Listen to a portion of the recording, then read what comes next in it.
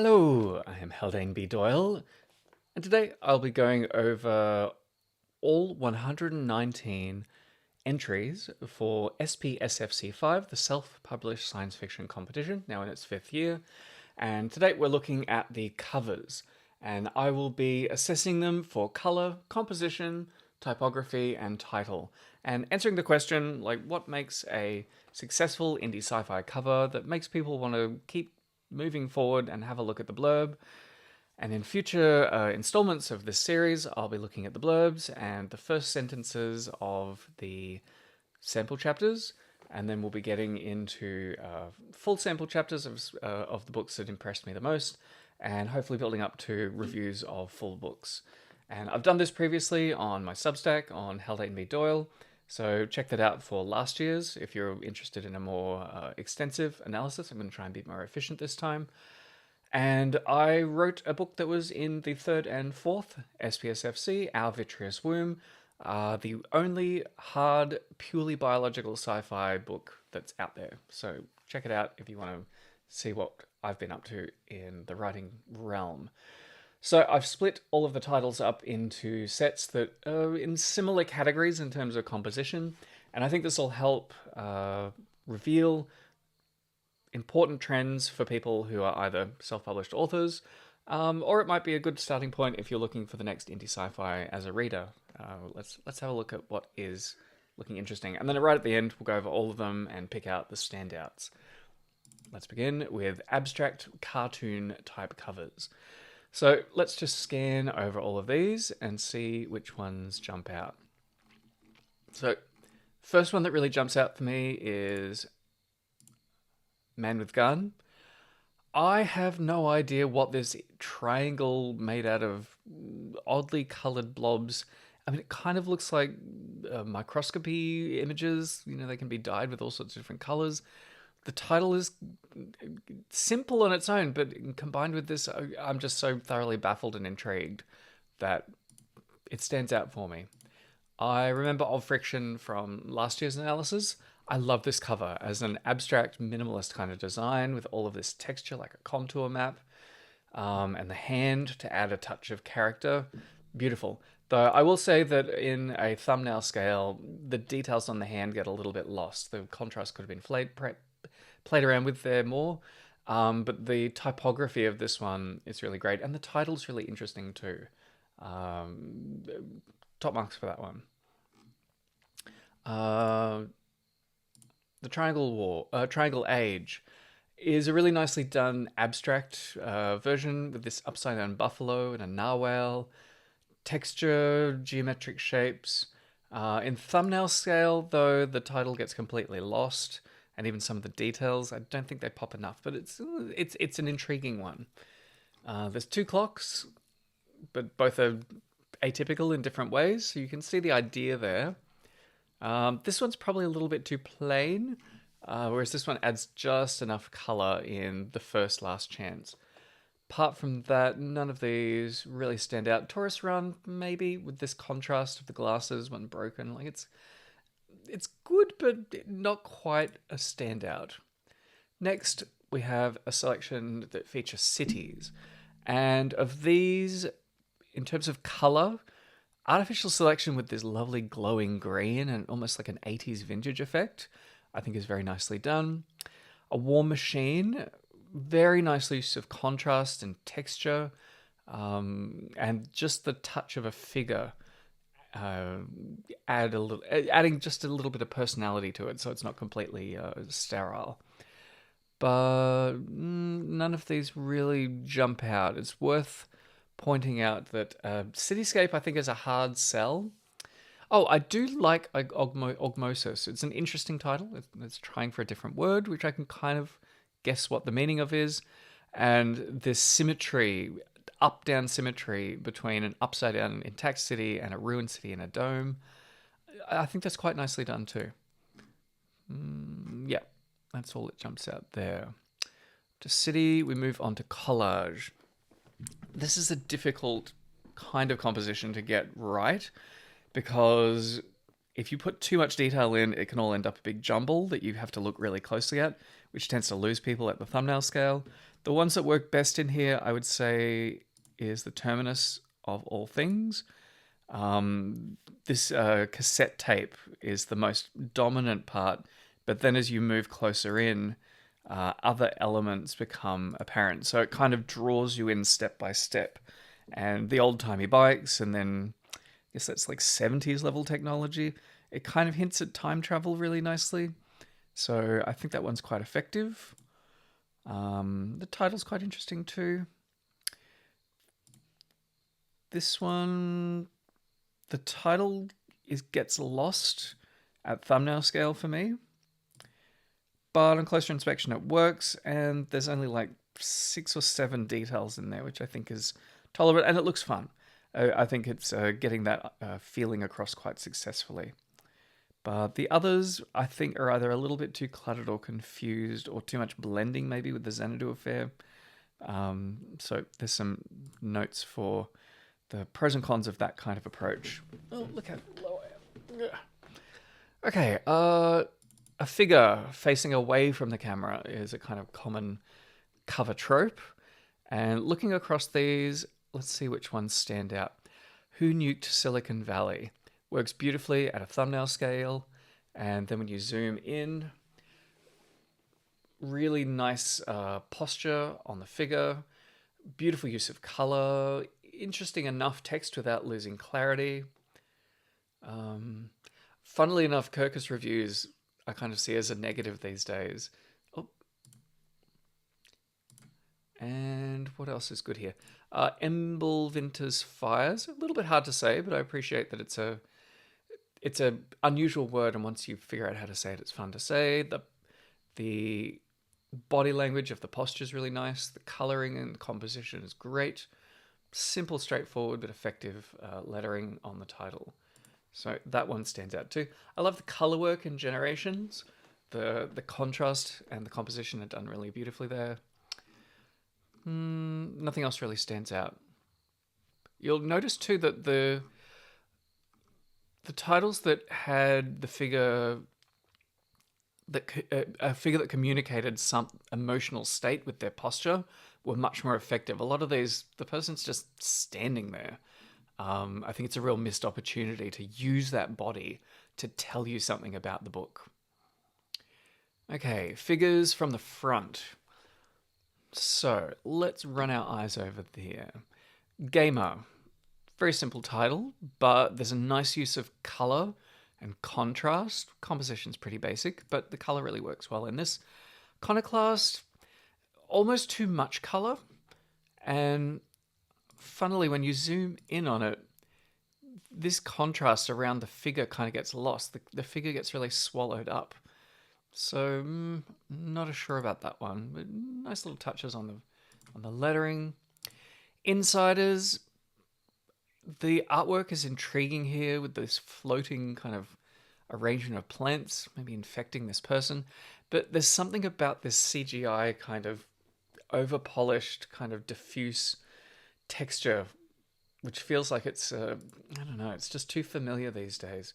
By contrast, Offline God, great title. It clarifies with a little byline about what it is selling, but I think the title gets most of the way to that on its own. And simple, but yeah, really nice artwork, and adds the dog in. There's a nice bit of contrast. Yeah, beautiful. The Germans have a word for it. Has, I think, probably one of the best titles. I have no idea what it's referring to, which would instantly make me intrigued to want to have a look at the blurb to get more of a clue. And the way this artwork is done with these colors and contrasts and the photorealistic detail in the figure is all very nicely done. So yeah, they're the ones that work for me there. Okay, figure front. Okay, figures. These are the titles that had multiple characters on the front. And I think this is one of the hardest things to do well, because at thumbnail scale, the details of the characters gets lost. So you need really high contrast, which you can do with like this kind of almost silhouette or abstract silhouettes. This one, surprisingly, the hierarchy works well because you can make out enough of this figure to be curious about them, And when you look closer, you're rewarded with, oh yeah, it's some kind of wolf man in this really interesting outfit, and there's like a weird alien butterfly. Like there's details in here that become apparent as you look closer. Another high contrast one gets around the problem of losing details. But yeah, in general, I don't think any of these really jump out as being amazing. Mostly because there's just too much detail when you try and put multiple characters on a cover.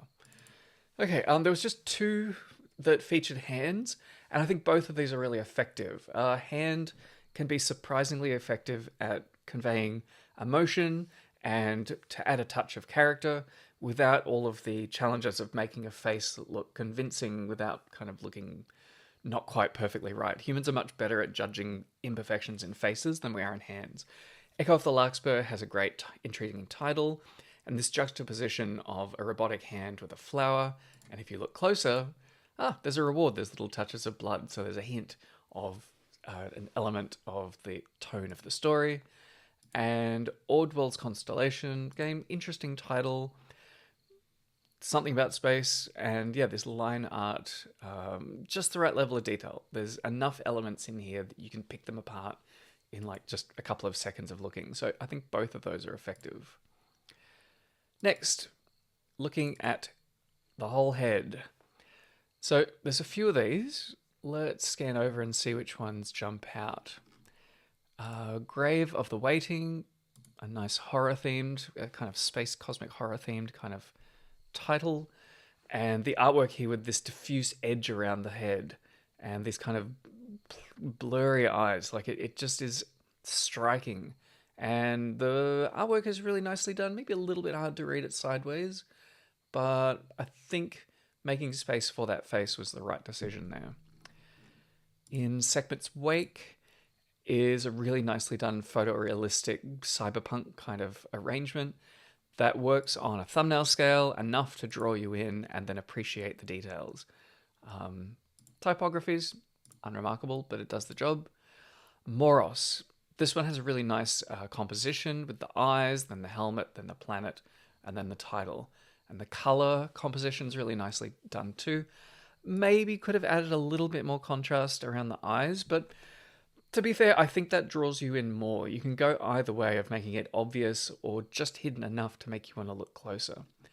So those are my standouts in that category. Landscapes. So landscapes run the risk of having too much detail in them, but the one that works really well here is Ashen Light.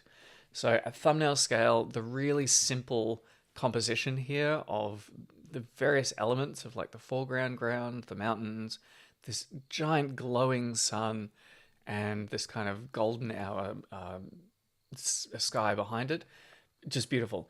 And they take advantage to add the contrast of the figure, just small enough that the landscape still feels like it dominates, and then the title is also beautifully contrasted against all of that. So yeah, really well done with that one. Dead Moles has a great title, and this reminds me of the Choose Your Own Adventure books. The style of the art here and the details is like this is a well-loved kind of beaten up book that's been in someone's school bag. I just love the overall effect of that one. I think is really effective. Though in thumbnail scale, it gets a little bit muddled about what is actually happening there. You have to look closer at it to really appreciate it. So maybe some people would miss out on that. Yeah, so they're the standouts there. Non-human figures. So this can be highly effective, but in these examples, you can see the challenge that a human figure is really easy to recognize, but a non-human figure one needs to be extra clear to get that information across. And a lot of these, I'm finding the details are getting bled out at thumbnail scale. So yeah, just a little bit dark around this pig's face. You really have to jump in to even notice that it's kind of confusing what's going on. Outside is in Auckland, again, like there's details in there, but you really have to look for it to all kind of snap. It needs more contrast. The game continues, does pretty well, with that lovely green alien creature floating over a pool table. Quite a weird combination of elements there, and it works pretty well.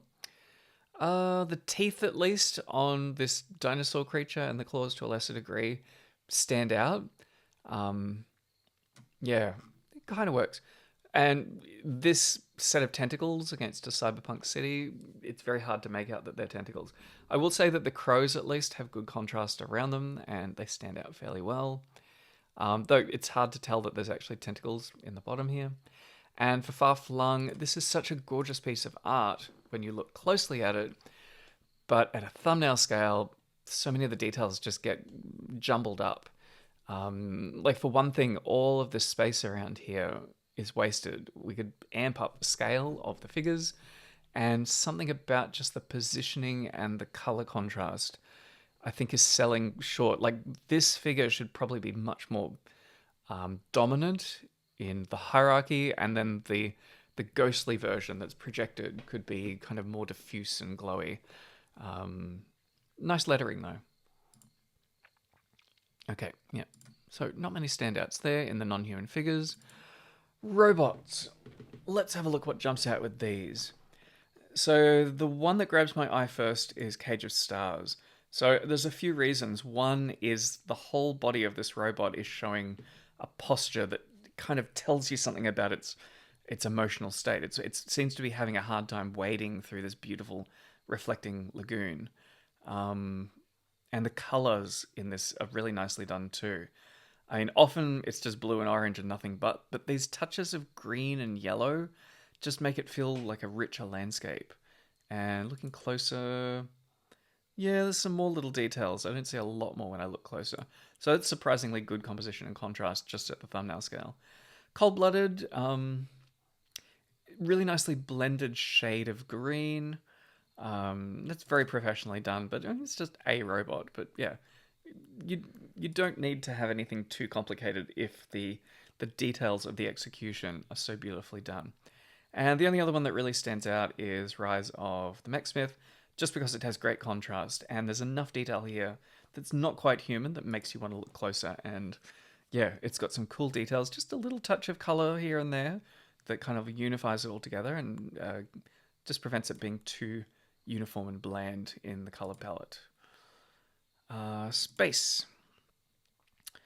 So these three are relying a lot on the texture of whatever's happening in the background, but there's not much else going on. Even this figure, you can barely make out it's human at the thumbnail scale, and when you zoom in, it's just a person. So it's not adding much more. You're not rewarding people for clicking. Whereas How I Hacked the Moon has a great title. It's intriguing. And this really simple artwork, just a profile of a face, shadow on the moon, it does the job. When you zoom in, it doesn't really reward you with any extra details, but I like the kind of hand-drawn effect of it. So that's probably the best in that category. Spaceships.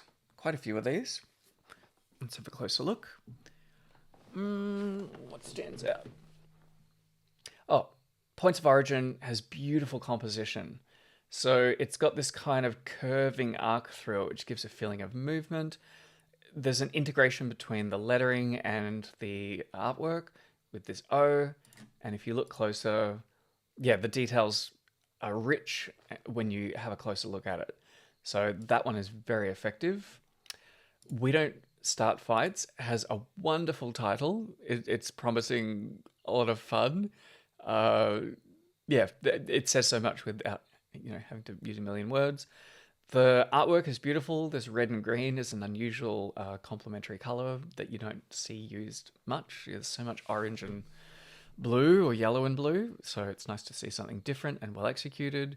And the larger title that's a bit less contrasty versus the smaller lettering for higher contrast for the author's name, I think is a really nice way of balancing the composition of the typography.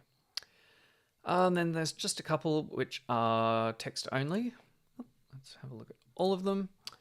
So I would like to see more self-published authors not spending, hundreds or thousands of dollars on titles, because you can do this kind of thing yourself, but there's a few considerations to make it effective. You really just want to do enough to get people to have a look at your blurb.